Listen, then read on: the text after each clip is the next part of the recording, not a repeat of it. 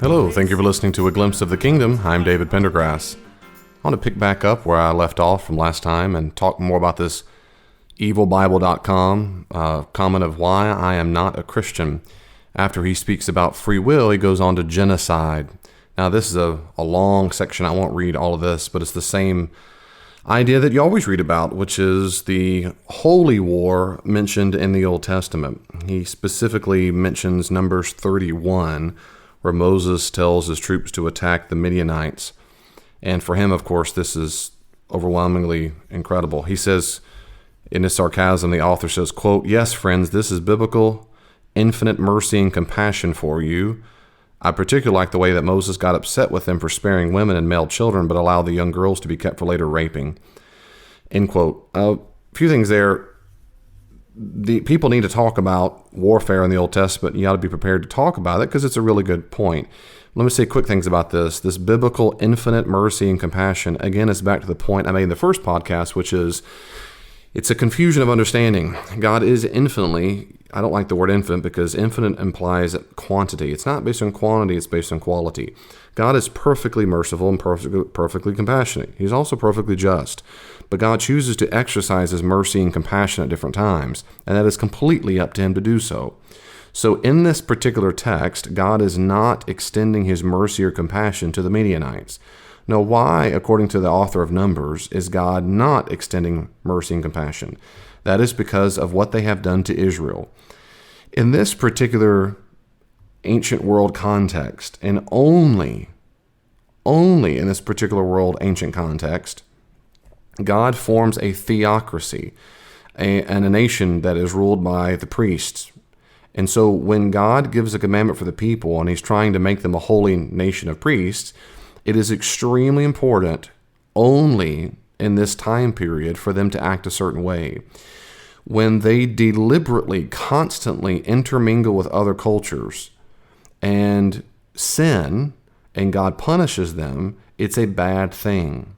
It's a really bad thing. For example, in Numbers 31:16, Moses is upset because they didn't kill all the people because Moses says, quote, in Numbers 31:16, "Look, these people through the counsel of Balaam, the false prophet, calls the Israelites to act treacherously against Yahweh in the matter of Peor, which resulted in the plague among the community of Yahweh." So they're saying is, because the people kept sinning, God sent a plague to punish them. The ancient Israelites saw the local cultures and indigenous people groups like people who had a horrible, instantaneous, terminal disease. And if you came in contact with them, you were certainly going to suffer the consequences of coming in contact with them. That's how they understood sin to be. And so for that time period, when God was trying to form a nation group, I'm emphasizing that time people over and over and over because that's exactly how we should understand it. This is not at all applicable to today. When God was trying to do it to the people group back then, he's trying to get them not to come in contact with local indigenous people groups in a way that would influence them not to be the kingdom, the nation of a priest that he wanted them to be, because God is a perfectly moral being, perfectly holy. So when Moses commands the Israelites to fight the armies as these tribe against tribe is exactly how they would have understood God's working through them in judgment. It's not because they're racist. They just simply hate Midianites. It's because they see this as a ban, B-A-N, that is a holy war, as God's judgment on the people for their sin. And when they think that they're all to be killed, including the women who would influence them, that's why it says to kill those who have had sex with men, because they influence them. That's the sin the disease they can't come in contact with, including males who could grow up to offer their gods. They believe that the other people groups brought their gods with them. That's because they did. They did, and those gods would influence them. So they went to war. They battled them, rather, the Midianites, as they had back and forth.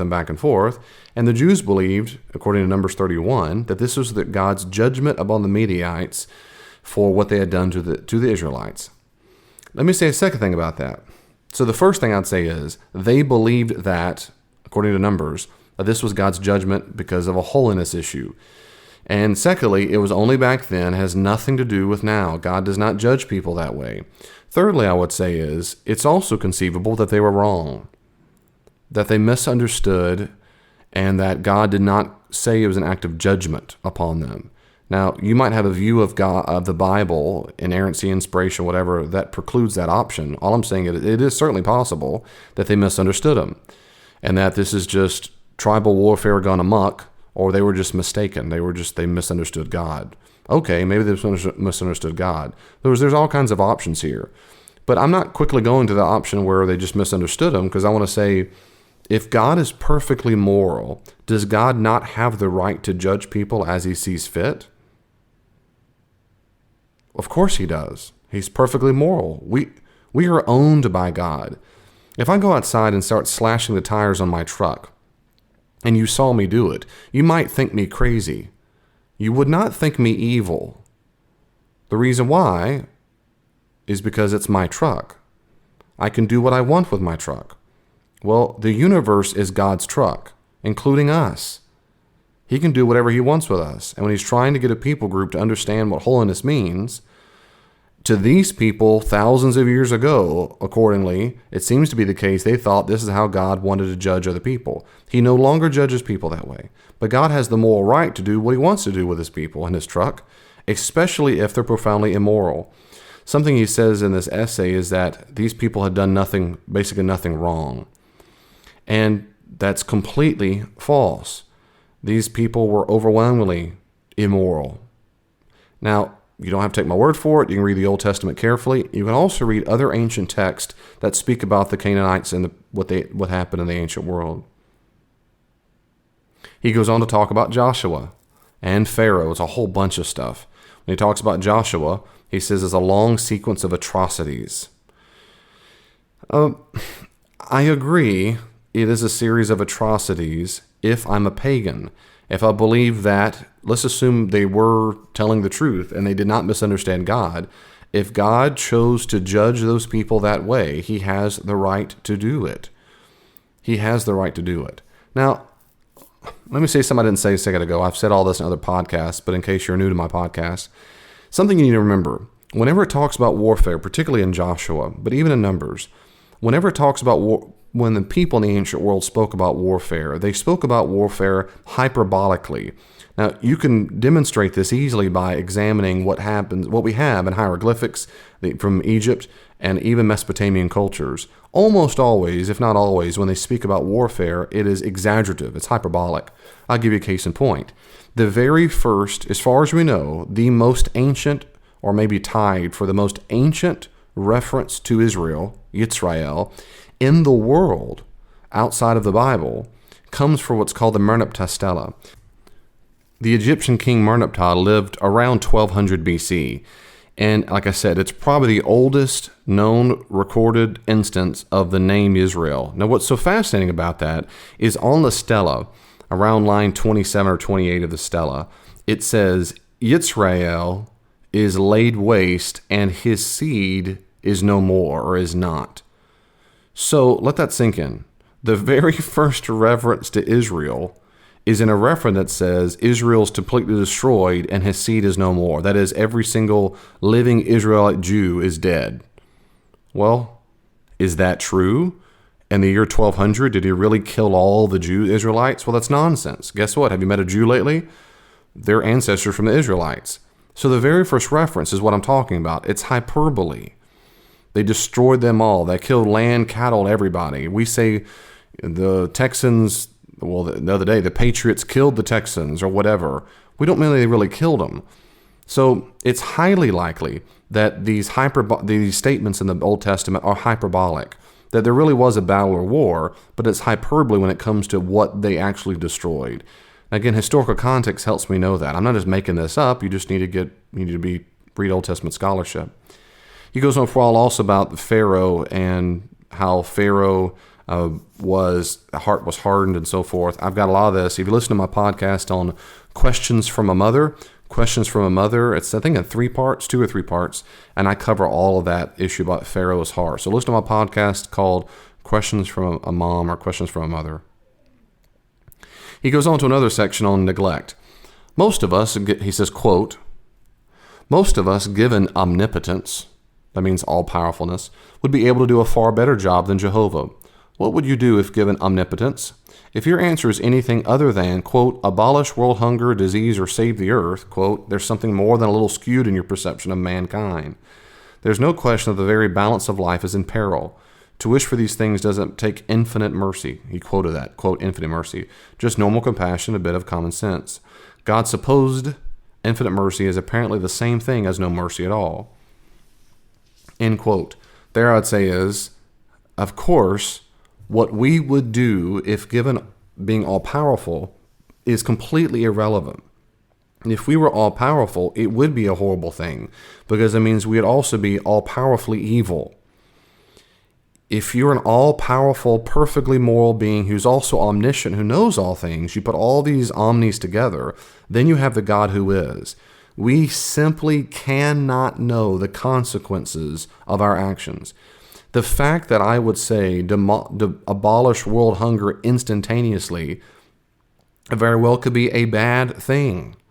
David, that's stupid. Well, I don't think it's stupid. It's because you and I do not know the full effect of what would happen instantaneously if world hunger stopped or disease stopped. Now, I'm not going to defend it now. I can't suggest to you in a scientific laboratory exactly or defend it why that's exactly true. Within the Christian worldview, I know to trust God. I know to trust that in his all-knowingness, his omniscience, that in fact he is doing exactly, he is allowing history to unravel exactly how he would like it when there are free-willed individuals going on that live on the earth. If God will abolish world hunger, he will abolish disease, and he will save the earth. And when he does, it's over.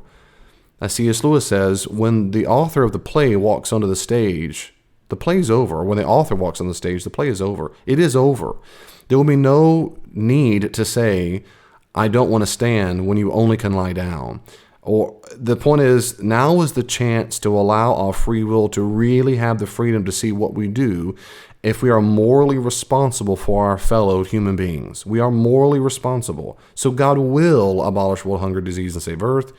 He's not doing it right now because right now we have the opportunity to develop our character and for him to see what we really will do when given the kind of freedom we have. And that is, we are not in a kind of existence where we are overwhelmed by the presence of an all-powerful, loving, good God. He gives us a distance to see what we'll do, which is exactly what happens when I do with my children. When I give them something to do to clean up the room or whatever, and I leave them alone. If I were to stand in the room and look at them the whole time, they're going to act differently than if I'm not in the room. If I really want to see how my children behave, if I really want to see what the character is and know what the character is like, I can't be right in their presence. I can't. Well, that's what God does with us. He removes his presence from us to allow us the freedom to really see what we'll do with our character and allow our character to form. He goes on to say, quote, what makes this particularly unforgivable is that even Jesus' own standards demand feeding of the poor. See Matthew 25:35, in which it is stated that the blessed feed the hungry and that the damned do not. I find it funny that God is held blameless, though, for not feeding them. And he says, what about practicing what you preach? End quote. Again, context will clear things up. In Matthew chapter 25, Jesus is giving a parable. And I talk about this in another podcast as well. He's giving a parable about what seems to be the case. The parable is about Gentiles treating Jewish disciples, or particularly his disciples, who at the time would have been Jewish. It's about whether or not the Gentiles treat the Jewish disciples well or not. So, is it true that Jesus supports feeding the poor? Absolutely. Jesus apparently helped feed the poor when he multiplied the bread and the fish and things like that. It is not the case that God wants to drop heavenly bread and fish on everyone's lap. That's not the way God has designed the universe. What I find to be the case is that most skeptics and atheists don't like the way God is doing it. Well, I don't always like that either. They want God to instantaneously heal all diseases at all times and all food shortages to be all that. Well, when you do all these things, which he will, it gets rid of what humans are morally responsible for. This is the problem. This is, again, one of the things that makes atheists mad. And I understand from their perspective why it makes you angry. I get it. All I'm saying is it's just not true. You have a false belief. In the Christian view, which is true, God deliberately wants to use humanity in the kingdom of God. He deliberately wants to use humans for his behavior in the kingdom of God. He wants us to be his hands and feet. He wants us to feed the poor and help the homeless. And so he wants that to happen. That's what disciples are supposed to do. He wants to use us. We work on his behalf. And in so doing, it's as if he's taking care of them. That's what happens. That's why Christian communities do that for each other so very well. Even with all the horrible people in churches, there's a whole lot of good ones. And I have been overwhelmed by the amount of mercy and compassion and food and billions of human hours of work been put in by the church. I'm not saying others can't do it. I'm saying is they have done very good things. So what ticks people off is God doesn't end it all right now. Well, he doesn't do it all right now because of all the reasons I've said before. He doesn't want to do it that way right now. He wants to give us a chance to develop our character. He wants us to have a chance to respond to him freely. He wants to see what's going to happen to what we do with ourselves when we're not overwhelmed with a profound love and joy that will only come when we're face to face with him. We have this time on earth, this short time on earth to exist as we are right now, to see what will happen for the world to come. And if he put us in the world to come already, we would be overwhelmed by his presence such that we would not want to do anything else. And a character wouldn't develop. Character does develop on earth. Now, there's a lot more there. I've done podcasts on evil and suffering. So if you don't like my short answer, I don't blame you because it's real short and it's making you really mad. Go listen to my podcast on suffering and evil. I have 2 of them. They're from a long time ago. They're from the year, hopefully you can find, if not, let me know. I'll send you a direct link, but they're on my podcast, on my website, iTunes, and otherwise. They're from, you'll see them. He goes on further. This next section is called Faith is Required to Know God. Quote, suppose you were an omnipotent God and you demand worship, such as the Christian God. Would you give proof of your existence to those who wished to follow you? I imagine for Jehovah that it would be quite simple to perform a continual sequence of verifiable miracles. It would be quite logical in practice too, for it would keep God's followers from delusion and doubt. There is no such luck with Jehovah, though. He demands absolute fidelity without any demonstration of his existence. I'll stop there, end quote. Now, several things. God does not demand worship to people who don't know him. He demands it of those who do know him. When the Jews make a covenant with God, they know him. He demands it. So, he certainly is worthy of worship, but he demands it to those who have a covenant with him. When he says, would you give proof of your existence to those who wish to follow you? The answer is, well, of course, and that's exactly why he's done it. The ancient Jews believed that creation itself was proof that God existed, that you look at the cosmos and say, there's no way this just happened to be here. And he goes on to say, no, you might not find that compelling. The fact is, you don't find it compelling. In other words, if you say proof of your existence and then say, yeah, there is proof, and you say that doesn't count, well, of course you don't think it counts. That is, you won't be convinced. What would it take? Apparently for this guy, what it would take is a continual sequence of verifiable miracles. To that I would say, when he says it keeps him from delusion and doubt, that would say that's absolutely false, and secondly, he does. One is, it's false that miracles would keep you free from delusion and doubt. The disciples and the earliest Jews who weren't disciples saw Jesus perform miracles. Even in the Talmud, the Jewish Talmud and the rabbinic material, it says that Jesus was a miracle worker. The people who couldn't stand Jesus admitted he did miracles. They just think he did it from evil. That was the source. The people who followed Jesus himself also had doubts.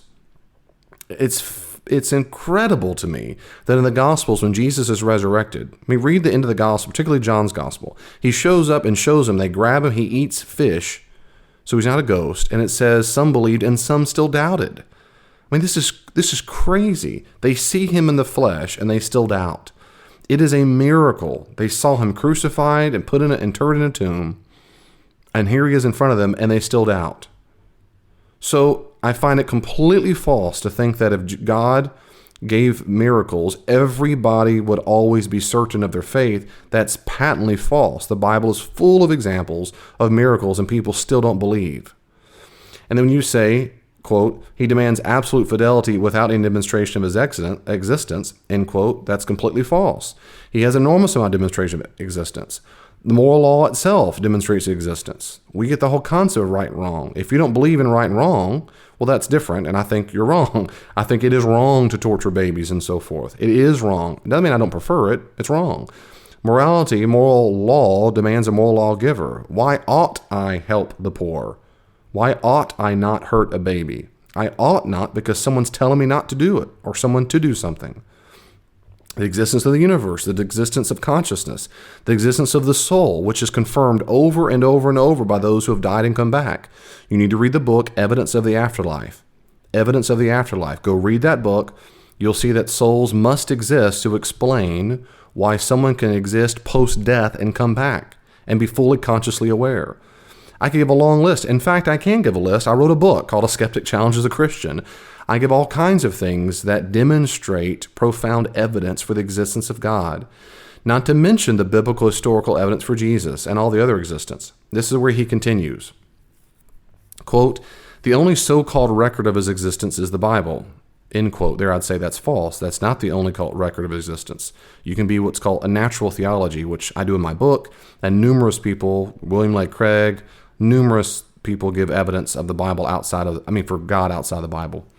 Anyway, he goes on, quote, I think it pretty much goes without saying that not only is the Bible 2,000 years outdated, but it is also very unoriginal.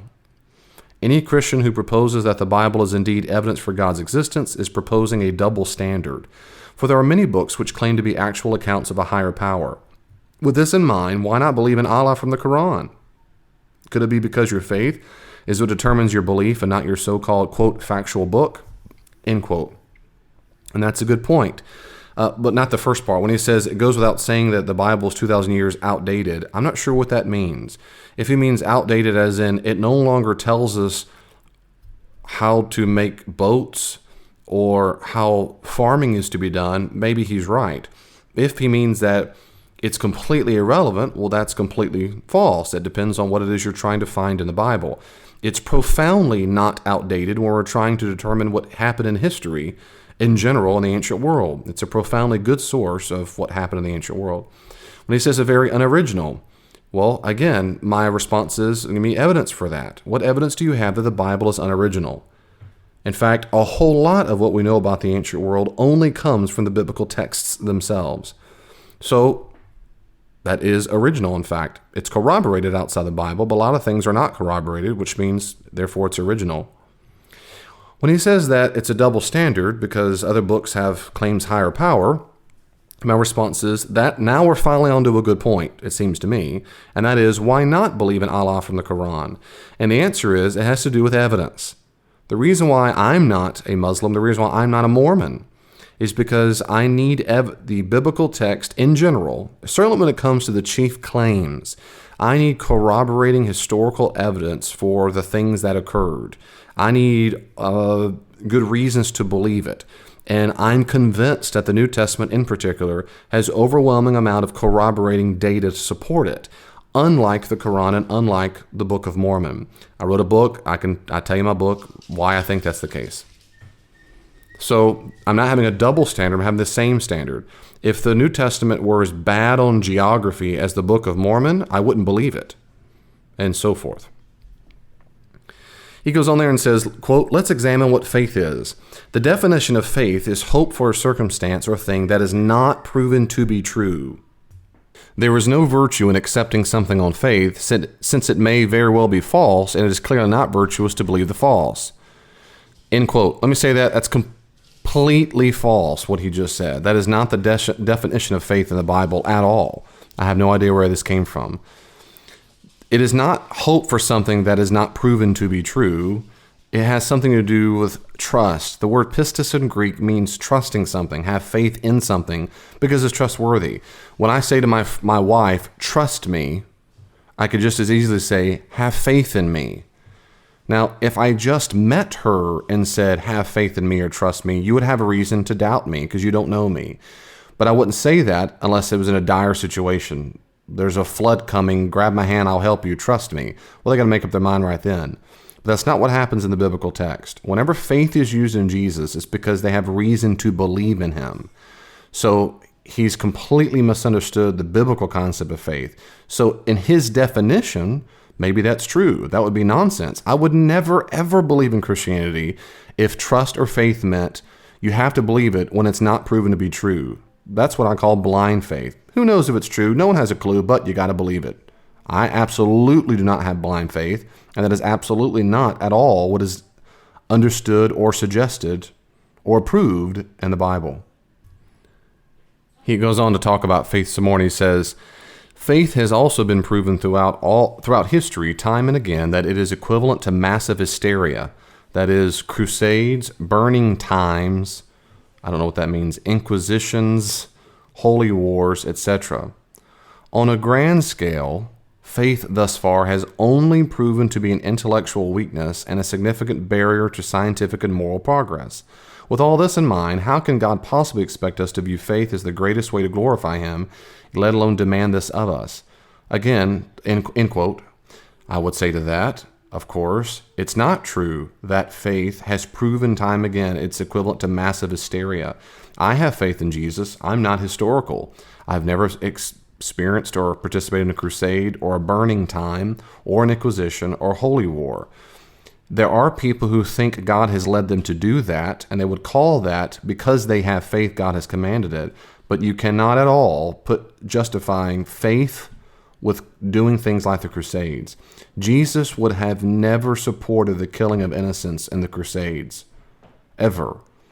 And an inquisition, well, anyway, I'm going for a long time about that. But all to say, his faith definition is completely wrong, and it is, faith does not lead someone to go kill a person. You might say that's the case, but what I mean is the biblical concept of faith, of trusting in Jesus because you have evidence to trust in him, does not mean you go kill people. Jesus never told anybody to go kill anybody. He would never have supported that, ever, ever, ever, ever. And I'm going to say it's intellectual weakness is absolute nonsense. It's nonsense. The most brilliant geniuses in the history of humanity have been people of faith. It's nonsense to think they don't have intellectual strength. And it's not a significant barrier to scientific and moral progress. I mean, on and on again, history demonstrates he's wrong. Some of the best scientific minds in the history of the world were Christians. And he goes, and quote, most importantly, the point to remember here is that if we don't believe in him, we go to hell. And this is a greater evil than a lack of the virtue of faith or a stunting of science or anything else conceivable. If God is truly concerned about the good, he will do what he can to keep us from hell, and withholding vital information from us is the exact opposite of this, end quote. My response is, a lot of responses. If we don't believe in him, we'll go to hell. Well, that's kind of true. That's like saying you have a profoundly horrible terminal disease that will kill you. It guarantee will kill you. Here's the pill. The pill will save you. This pill's guaranteed to save you. Do you want to take it or not? You say, no, forget you. I don't want your pill. I know better than you do. And then you die. Not taking the pill is not what kills you. It was your disease. Well, we don't take the pill of Jesus. The disease we have is called sin. And when he says that the only reason we'll go to hell is because we don't believe in him is nonsense. That's false. It's not the biblical picture. When he says that if God is truly concerned about the good, he will do what he can to keep us from hell. The answer is he has. He has done what he can to keep us from hell. Yes, he has. He has given us Jesus. And he says withholding vital information from us is the exact opposite of this. Well, I would concur with that. He has not withheld vital information. He's given us exactly enough what we need to know through the biblical text. So again, I disagree on everything he said there, basically. He goes on to say that God is the creator of evil. And he has a problem with this, of course, because he says, for if God was to know ahead of time that someday he would send me to hell for being an atheist, I ask what was the purpose in him creating me in the first place? Was it simply to watch me be tortured? That seems to be the most logical explanation. I can think of no other rational explanation, nor neither has any Christian who I pose this question to. Some people have attempted to tell me that God has a purpose unknown to us and that we must simply accept his will. Would you keep a friend who commits evil and offers no self-justification or remorse? Of course not. So why is this same judgment not applied to God? It seems rather contradictory that this trait is despised in humanity, yet it is worshipped in religion. End quote. I don't know what he's talking about. I don't have a clue what he's talking about. No remorse, no self-justification. I don't have any clue what he's talking about there. That's not the God of the Bible. To go back to the first thing he says, God does not send you to hell for being an atheist. Whoever your name is, whatever your name is, they're writing this post. You're not going to hell because you're an atheist. You're going to hell because you've rejected him, because you've sinned all your life. You've broken his moral commandments forever. You've rejected his love. You've rejected the peace and love that he offers, and you don't want it. And because of that, he's going to respect your free will and say, here you go. You're going to have a state of hell to pay for that. It's not because you're an atheist. Atheism itself is not sending you to hell. So there's my answer to the question.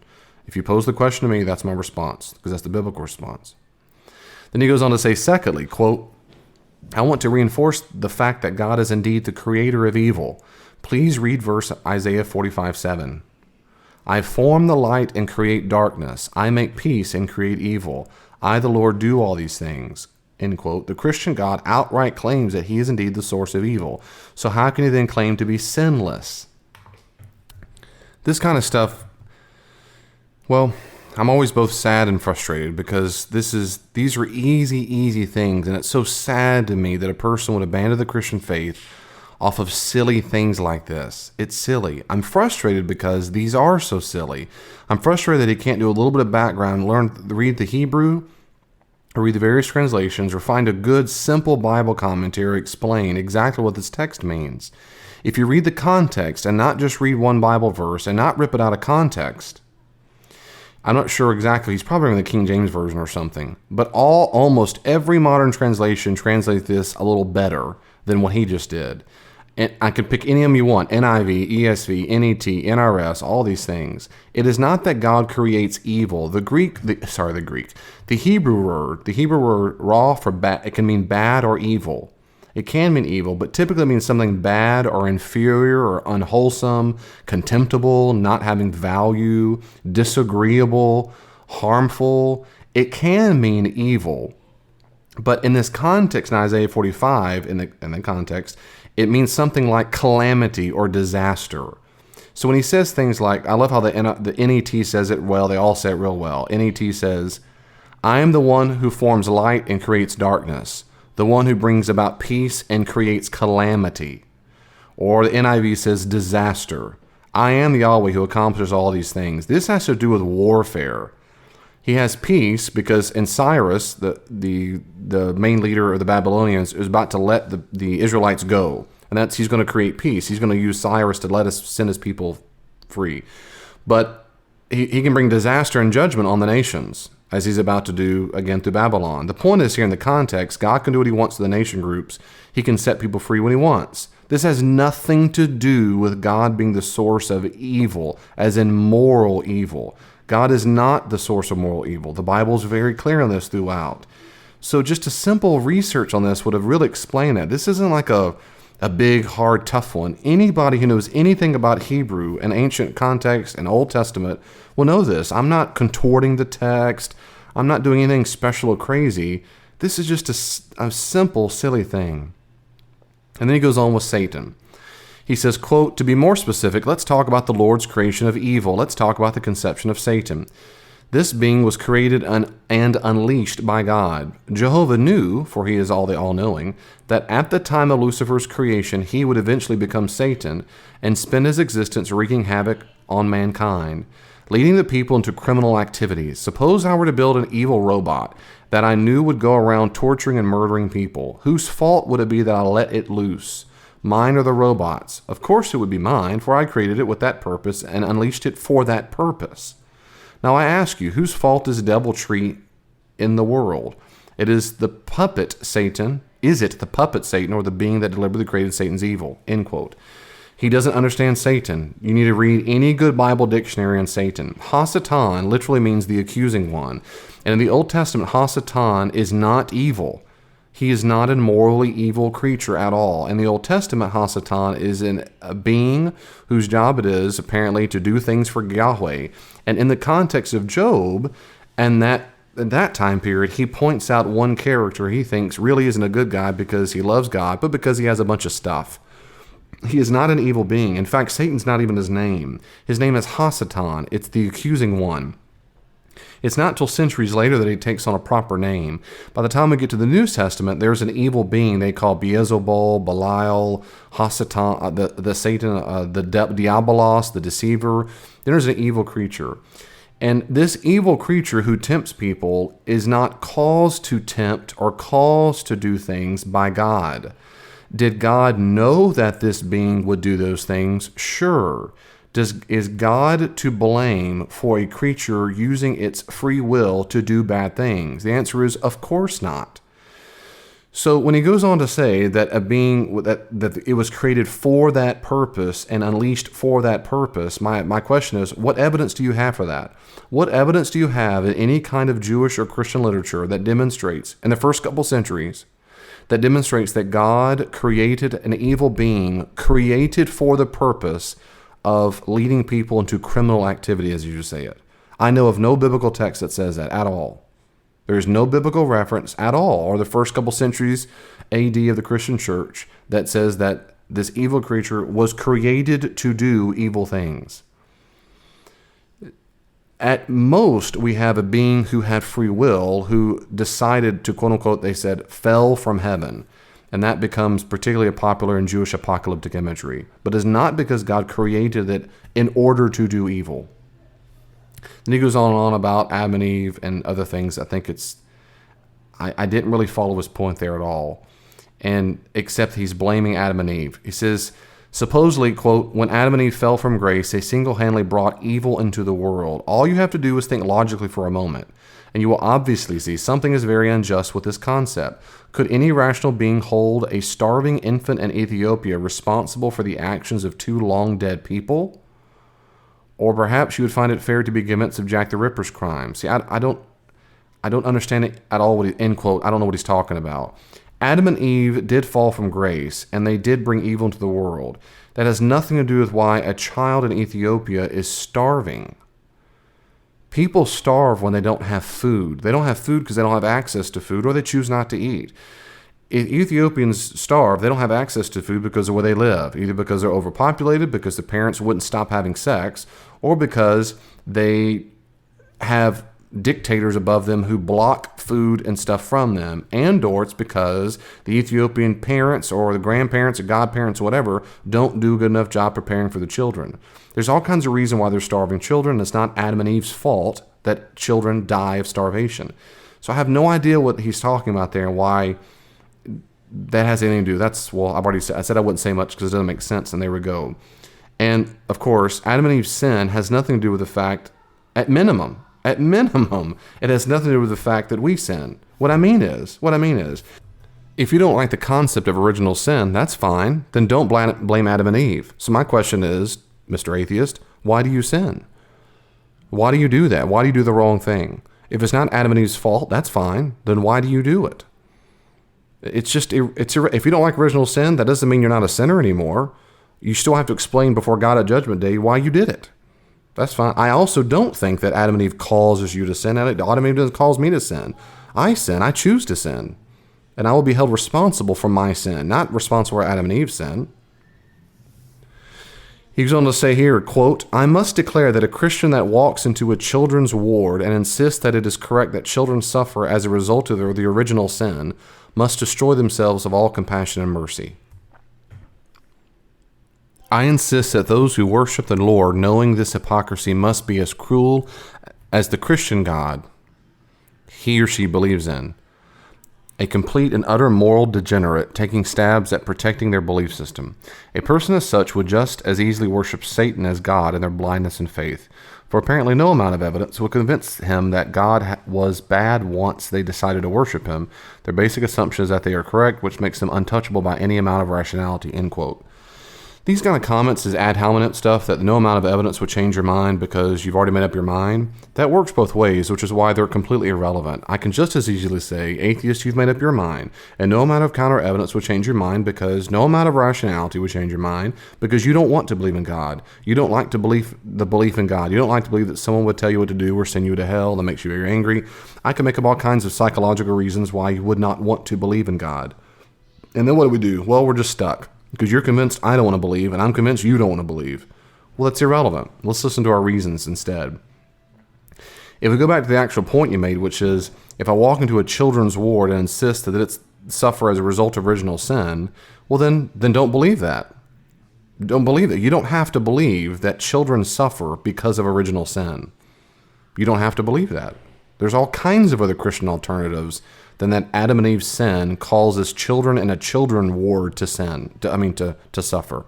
Then disbelieve that. That's fine. You can still be a Christian and not hold that view. I don't have the view that original sin causes children to go to a children's ward because I don't have that view, and I'm very much a Christian. I think it's one of those last bits he says. This subject is human judgment. Quote, one of the criticisms most frequently leveled at me when presenting any of the above arguments has been that I have no right to judge God. A pretty feeble grasp at the straws. Christians proclaim that God is the definition of good. All morality proceeds downwards from him, so it makes no sense to apply moral standards to him. But I must interject. God allowed my ancestors, Adam and Eve, to eat the fruit from the tree of knowledge, thus allowing us, quote, to be like gods and know the difference between good and evil, end quote. This very biblical verse, written in the first book of Genesis, conflicts with the same argument that Christians attempt to use.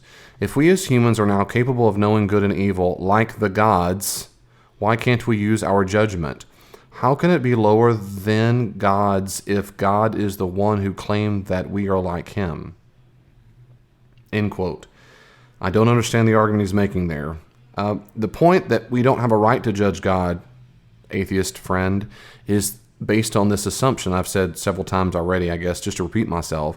The reason why it's nonsensical and we do not have the right to judge God is because we are not a perfectly moral being. In the British system, when you're a defendant in the court system, you stand at what's called the dock. So you're a defendant's stand in the dock. C.S. Lewis wrote a great essay, and you need to read this. I'm sure you won't, but if you're a Christian, listen to this, maybe you will. And maybe if you're atheist, you'll read it. There's an essay called God in the Dock. In fact, there's a collection of essays with that same title, which is worth your time reading. Every single essay is phenomenal. And Lewis makes a really good point about that. That is, things have changed. For centuries, we all assumed that God was right and we were wrong, and he always held us, we were in the dock, and now we've flipped it. The modern man, as he says it, thinks that God is in the dock, and we are morally superior to God. So it has nothing to do with Adam and Eve and the fruit of the tree of knowledge. It has nothing to do with that at all. The reason why we can use our judgment, we can, sure, it's just that our judgment is not true because we're not a perfectly moral being. But forget that for a second. Forget that for a second. All the verses you use in the context, the Bible verses you use, you've ripped them out of context and they don't make any sense. That is, you need to have better arguments. You need better Bible verses, if there are any, with better biblical context and ancient world context to make the judgment and say your God is evil. So far, it's been a very, very bad, feeble attempt to demonstrate that God is evil or immoral. That is in the biblical picture of God. Biblical picture of God. Even if the biblical picture of God is evil, it doesn't mean that God himself is evil. It means that the biblical authors got it wrong. Those are not the same thing. I don't think they got him wrong, but that's all you would say is the biblical authors got him wrong. There is a perfectly moral, omniscient, wonderful God who created the universe, and it just means the people who wrote it must have got it wrong, if that's your view. But so far, you give me no reason to think that at all. He goes on for a while, quoting Matthew 25 again, and he rips it way out of context. He doesn't understand what's going on. He needs to read any basic New Testament commentary on this and realize he's not understood it at all. But this last little bit lets me know more the emotional impact of this whole disbelief. He says this, quote, this is toward the end of his whole essay, and I'm done. Quote, now, I have never personally seen Jesus feed the hungry. He's never seen Jesus feed the hungry. Well, sorry, end quote. My response is, okay, nor have I. Jesus has never manifested himself in my presence and fed the hungry. Anyway, then he says, quote, nor have I seen him give drink to those who thirst. But I do personally see thousands of people die of starvation. I do not recall Jesus dispensing clothes. He has never made me feel welcome, let alone acknowledged. Listen to that. He has never made me feel welcome, let alone acknowledged. I see the faithful sicken and die on a daily basis. In light of this, Jesus himself is the worst of all sinners. If there is no double standard, he will be at the head of the line into eternal punishment. He is guilty of every crime of which he accuses the damned." End quote. It's this last profound blasphemy is why I'm both sad and scared for him. I'm sad because I hear the pain in his voice, that he's sad that he sees people get sick and die. And I'm sorry he doesn't feel welcome and acknowledged. I do feel welcome and I do feel acknowledged. And I've also seen people who are faith sick and die. I'm a pastor. I've been a minister for many, many, many years. I've seen many faithful people get sick and die. And not for 1 second have I been ever tempted to lose my faith in God. Ever. Ever. Because I have appropriate ways of understanding evil and suffering in the world. And he does not, so I don't have the same response. And this idea that Jesus is the worst of all sinners is just silly. It's just, well, it's silly. It's nonsense that he's the worst of all sinners. So he's worse than Hitler. He's worse than Stalin. He's worse than, it's ridiculous. He says in conclusion, quote, "I don't think I could ever complete a whole list as to what I find objectionable regarding the Bible. There are many more topics in which to tackle, such as sexism, infanticide, homophobia, and the likes. Frankly, I find it too tiresome to go on any further. As I read over all that I've wrote, I simply wish to close this essay with a very brief summation. I do not believe in the reality of God, except as a psychological phenomenon, but if I did believe, I would not worship that horror. It violates my morality to worship a hypocritical, judgmental, self-righteous murderer.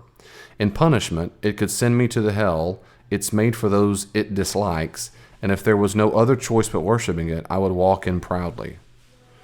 End quote. That's the end of his essay. My response is, I don't blame you.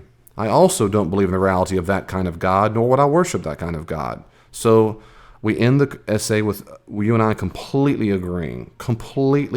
I would never worship a hypocritical, judgmental, self-righteous murderer. Ever. Would never do it. We wouldn't do it. Just wouldn't do it.